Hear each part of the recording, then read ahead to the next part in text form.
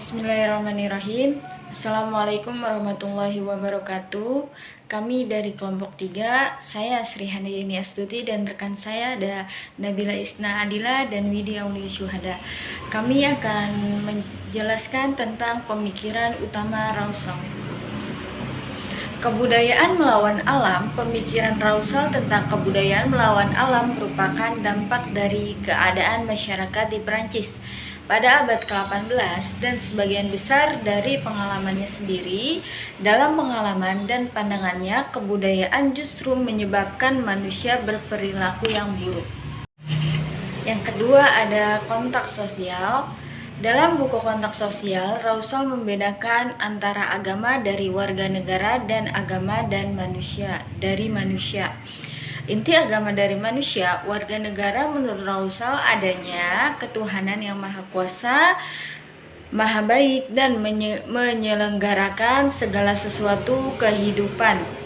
Sesudah mati, kebahagiaan bagi seseorang soleh, hukuman bagi orang jahat, kesucian, kontrak sosial, dan undang-undang.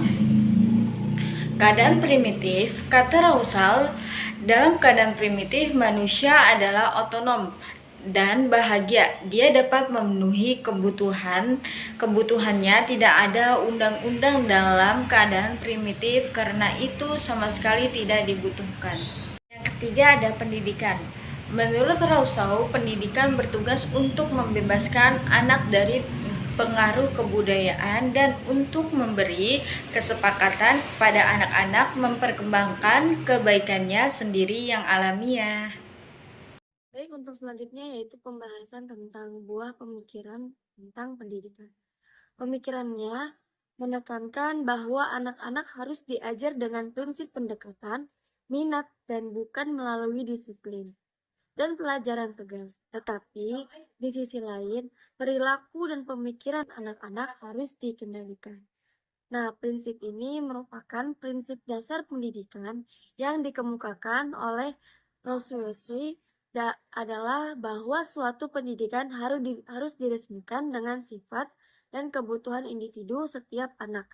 Dorongan hati setiap anak tidak boleh dibatasi. Untuk yang selanjutnya yaitu pembahasan tentang pendidikan berdasarkan golongan umur. Tujuan pendidikan menjadi poros penting dalam teori pendidikan Rawsal dan pandangan-pandangan yang tentang pendidikan yang dijabarkan dalam sejumlah tugas belajar untuk setiap golongan umur mulai dari lahir sampai pada dewasa. Yang pertama yaitu masa kanak-kanak.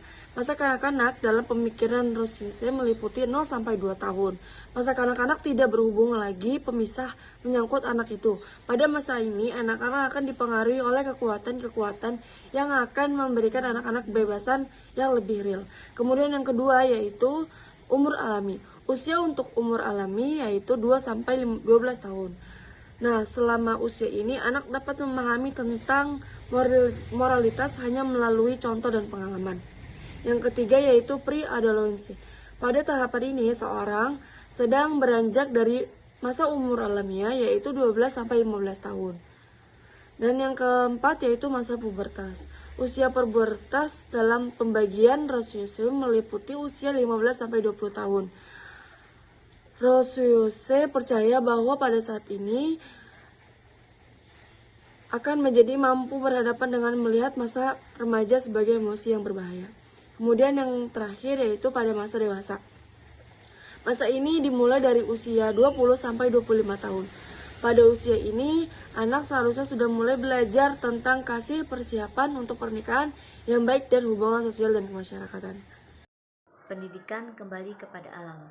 Menurut Michaud, pendidikan berasal dari 3 sumber. Yang pertama, yaitu pendidikan berasal dari alam. Yang kedua, pendidikan berasal dari manusia. Dan yang ketiga, pendidikan berasal dari hal-hal yang paling disukai. Jadi kesimpulannya adalah prinsip pendidikan menurut Michaud ini tidak dapat lepas mengenai pemikirannya tentang kebudayaan melawan alam. Pandangan Michaud mengenai pendidikan berhubungan erat dengan negara dan masyarakat. Yang kedua, Sumber utama pendidikan menurut Risho ini ada 3, yaitu yang pertama pendidikan bersumber pada alam, yang kedua pendidikan berasal dari manusia, dan yang ketiga yaitu pendidikan berasal dari hal-hal yang paling disukai.